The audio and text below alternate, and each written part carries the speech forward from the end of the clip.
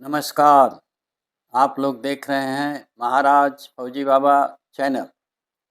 आज मैं इस वीडियो में प्रयास करूंगा कि हम लोगों को इस स्थिति में क्या करना चाहिए। वैसे बहुत से सुझाव आए हैं और आते रहेंगे, और ऊपर के लोग भी प्लानिंग करते हैं और करते रहेंगे, लेकिन अपना भी मैं विचार देने का प्रयास करूंगा।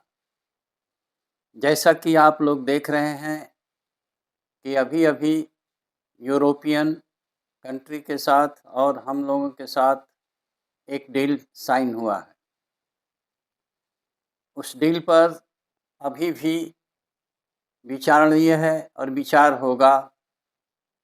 एक प्रयास है जो कि बहुत बड़ा अवरोध था, वो पहला कदम में समाप्त हुआ है, लेकिन फाइनल नहीं हुआ है। इसके ऊपर में विचार करना होगा और उसके अनुसार हम लोगों को तैयारी करनी पड़ेगी। इस स्थिति में मैं एक सुझाव दे रहा हूँ कि आखिरकार यूरोपियन यूनियन या नाटो किससे डरने का प्रयास करे? किससे?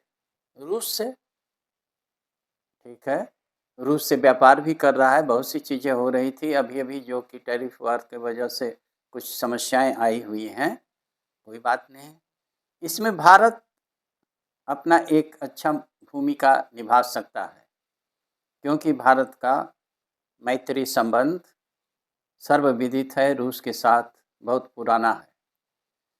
तो रूस से आग्रह कर सकता है कि ये लोग अगर डरे हुए हैं या कोई बात है, तो आपस में मिल करके रूस और यूएई भी आपस में मिल करके एक समझौता कर लें कि हम एक दूसरे के ऊपर अनावश्यक आक्रमण नहीं करेंगे। तो इस प्रकार का अगर समस्या हो जाती है तो अनावश्यक रूप से डरे रहने की या उसके विरुद्ध कार्रवाई करने की बात कम हो जाती है।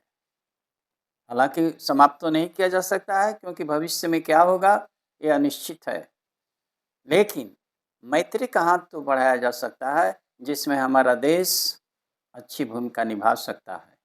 मेरा पॉइंट यहाँ पर ये कहने का होगा कि जिस तरह से अमेरिका के राष्ट्रपति डोनाल्ड ट्रंप जी से यूरोपियन कंट्री को धमकी दी गई है या जो भी सुझाव दिया गया है, मैं इसको बहुत ही इसमें नहीं किया हूँ, अच्छा ही सुझाव दिए हैं कि भाई आप लोग अपना देखें, अपने पर भरोसा करें और अपना सुरक्षा करें। तो सुरक्षा किससे? एक तो आपस में है और एक बाहर से है। तो बाहर से रूस है, तो रूस से आपसी मेल मिलाप करके एक समझौता किया जा सकता है कि अनावश्यक युद्ध थोपने से वो क्या फ़ायदा होगा, कोई विशेष फ़ायदा तो नहीं होगा। दूसरा है ईरान के ऊपर। ईरान के ऊपर में भी बहुत समस्याएं आ रही हैं, और स्पेशली इसराइल को ईरान से डर है। ईरान को भी आत्मचिंतन करना चाहिए, क्योंकि परेशानी जो हो रही है हिजबुल्लाह, हूती, हमास, इन तीनों को इजराइल का मत है कि ईरान ही है वो सहायता कर रहा है, और ये लोग हमेशा इजराइल को डिस्टर्ब करते रहते हैं। ये बात है। दूसरी बात है परमाणु बम बनाने की। तो परमाणु बम नहीं बनाने का उन्होंने बात किया था ईरान ने, और आ करके एक बैठक हो जिसमें अगेन हमारा देश मदद कर सकता है, क्योंकि इजराइल के साथ हम लोगों का अच्छा संबंध है। और ये तीनों गुट को, यानी कि हिजबुल्लाह, हमास, हूती को इराक बंद कर दे, किसी तरह का सहायता देना, तो अनावश्यक ये चीज़ें भी दूर की जा सकती है। कहने का मेरा तात्पर्य है कि एक शांति का मैसेज यानी संदेश सबको दिया जाए, क्योंकि ये किसी के हित में नहीं, युद्ध किसी के भी हित में है। हाँ, उन लोगों के हित में है जो कि हथियार पैदा कर रहे हैं, कि हथियार उनका कैसे बिकेगा, उनके हित में है, और दूसरे पूरे लोगों के हित में है। तो एक आदमी या कुछ 2-4 लोगों के हित देखने के लिए हम लोग लड़ाई लड़ते रहें और युद्ध करते रहें, तो ये कहाँ तक उचित है? इसी तरह से आइए अब एशियन कंट्रीज़ का जिसके ऊपर उन लोगों ने ध्यान दे रहे हैं, और वो है चाइना। और चाइना का भी संबंध आप देख रहे हैं कि ताइवान को लेकर के चल रहा है, और उसका भी कहना है कि 27 तक हम ले लेंगे ताइवान को। तो ये भी एक आवश्यक या अनावश्यक संबंध बिगाड़ने का एक प्रयास हो रहा है और होता रहेगा। हमारा भी चीन के साथ जो व्यवहार है, या पाकिस्तान और चीन का जो मिल करके कर रहे हैं, या अमेरिका भी उसमें साथ दे देता है कभी-कभी, तो इसके ऊपर में पूर्ण रूप से विचार करना होगा। अभी जिस तरीके से ट्रम्प साहब ने कहा था कि बोर्ड ऑफ पीस का हम लोग गठन करें, यानी यूएनओ तो है ही, लेकिन बोर्ड ऑफ पीस जिसको कि उन्होंने कहा, और उनके दिमाग में हमेशा जो है नाच रहा है कि पीस पुरस्कार मिले, पीस पुरस्कार मिले। मेरा तो सुझाव है कि भाई उनको किसी तरह से आउट ऑफ वे एक पीस पुरस्कार दे दिया जाए, ताकि विश्व में शांति रहे। उनके वक्तव्य से भी पता चला है कि जब हमको शांति की तरफ नहीं लोग ध्यान दे रहे हैं, तो हम अशांति की तरफ जाएंगे। बताइए किस तरीके का ये बातें चल रही हैं। तो बेहतर तो मैं तो ये कहूँगा नॉर्वे को कि भैया हो, किसी तरह से उनको एक शांति का पुरस्कार दे दीजिए, और कहिए कि आप हट जाइए वहाँ से, शांति लेकर के आप शांति से आराम कीजिए, और जो उनके उपराष्ट्रपति हैं उनको हैंड ओवर कर देंगे। और नहीं करेंगे तो ये होने जा रहा है, क्योंकि उनकी मानसिक स्थिति सभी लोग बोल रहे हैं, और डॉक्टर भी बोल रहे हैं। और अमेरिकन को तो मैं कहूँगा, या उनके नज़दीकी लोगों को, कि इनका मेडिकल चेकअप कराया जाए। और जैसा कि हमारा विचार है कि जो लोग भी राष्ट्रपति पद पर हैं या ऊंचे पद पर हैं, जिससे कि लोग प्रभावित हो गए, अशांति होगी, तो मेडिकली फिट होना चाहिए, स्पेशली दिमागी तौर पर। ये नहीं कि सुबह कुछ और, शाम को कुछ और रात को कुछ और ये सोचते रहें और ये करते रहें। तो ये क्या दिमागी तरीके से वो स्वस्थ हैं? अगर अस्वस्थ हैं तो उनको, जो मैं कह रहा हूँ, हालांकि ये संभव है कि नहीं है, उनको भैया शांति पुरस्कार दे करके बोलिए घर बैठिए और विश्व को आराम से रहने दीजिए। उनके उपराष्ट्रपति संभाल लेंगे बात को, कोई दिक्कत की बात मेरे समझ से नहीं आ रही है, क्योंकि उनकी पत्नी भी भारतीय हैं। और एक बार आप लोगों को कह रहे हैं कि भारतीयों के ऊपर शक मत किया करें, और भारतीय लोगों को, पूरा विश्व को कह रहा हूँ और पूरे देश को कह रहा हूँ, जो भी विदेश के लोग हैं, कि आप निसंकोच अपने यहाँ भारतीयों को बुलाइए। और भारतीय संस्कृति जानते ही हैं आप लोग, और सर्वविदित है कि हम लोग अशांति नहीं चाहते हैं, शांति चाहते हैं, अहिंसा के पुजारी हैं, ऑल राइट। लेकिन हम जब आपके पास आएंगे तो आपको किसी तरह का परेशानी नहीं करेंगे। इसलिए एक ये भी सुझाव दे रहा हूँ कि भारतीयों को कृपया आप अपने यहाँ बुलाएं और अपने यहाँ पर रखें। हम लोग अन्य लोगों की तरफ आप लोगों को धोखा नहीं देंगे, विश्वासघात नहीं करेंगे, और आपके जी भी उन्नति में योगदान देंगे। अमेरिका कैसे आगे बढ़ा है भाई, जरा गौर कीजिए, कहाँ पर कौन है और क्या कर रहे हैं। भारतीयों ने कितना परेशानी किया है अमेरिका को, बताइए, कोई बता सकता है? योगदान दिया है। और वहाँ पर जो कुछ भी हो रहा है, जितनी भी अच्छी चीज़ें होती हैं, उसमें भारतीयों का सहयोग है। और हर एक भारतीय जानना भी चाहता है कि अमेरिका आगे बढ़े और इस तरीके से हो। लेकिन पता नहीं, कभी कभी इस तरह की समस्याएं आती हैं, और समस्याएं ठीक है, कोई बात नहीं, अगर हो रही हैं तो एक किसी को लाभ होगा, किसी को हानि होगी। और मैं अपने भारतवासियों को तो ये कहूँगा कि इस समय जो भी अवसर आप लोगों को मिल रहा है, ट्रम्प साहब के कारण बहुत से अवसर मिलेंगे, उस अवसर का हम लोग लाभ उठाएं। और एक बात ज़रूर कहूँगा कि ऐसा ही कदम उठाइए जिससे कि संतुलन बना रहे, क्योंकि संतुलन नहीं बनेगा और असंतुलित हो जाएंगे तो सही नहीं रहेगा।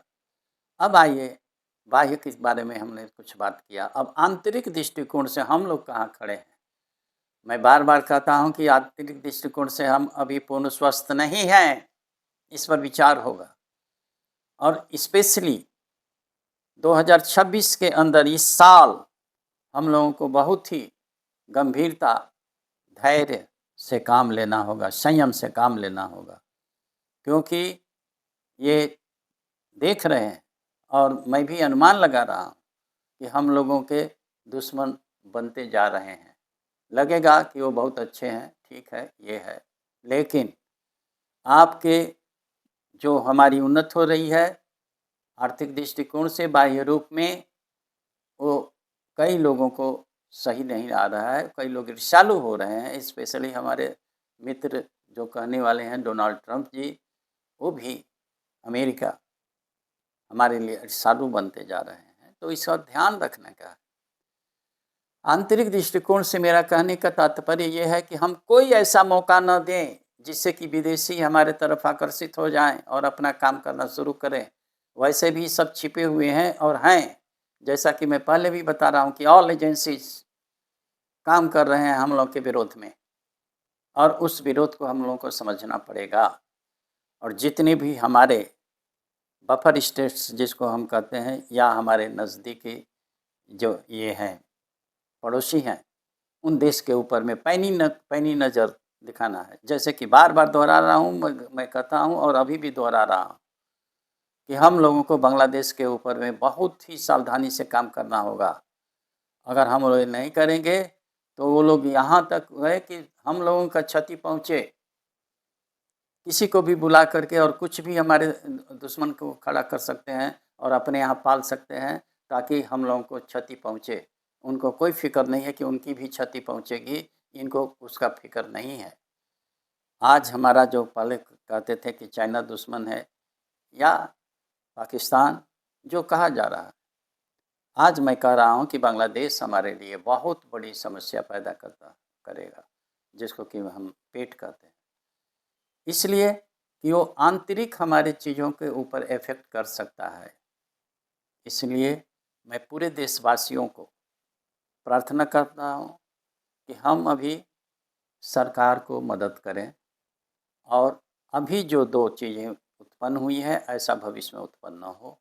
और एक है जो कि मैं बता चुका हूँ, एक बार दोहरा दे रहा हूँ कि शंकराचार्य के साथ में जो घटना घटी है, और दूसरा जो यूजीसी के प्रावधान को लेकर के आ रहा है, ऐसी चीज़ें भविष्य में ना हो।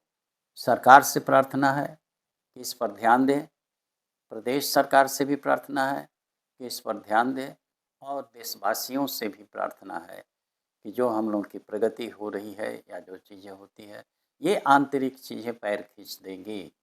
और ऐसा नहीं करेंगे तो जो हमारे दुश्मन तीर खींचे, जैसे कि कहा हूँ कि बैठे हुए हैं, हमारी एक हरकत के ऊपर कई तीर चला देंगे, जो कि उचित नहीं है, जो देश हित में नहीं है।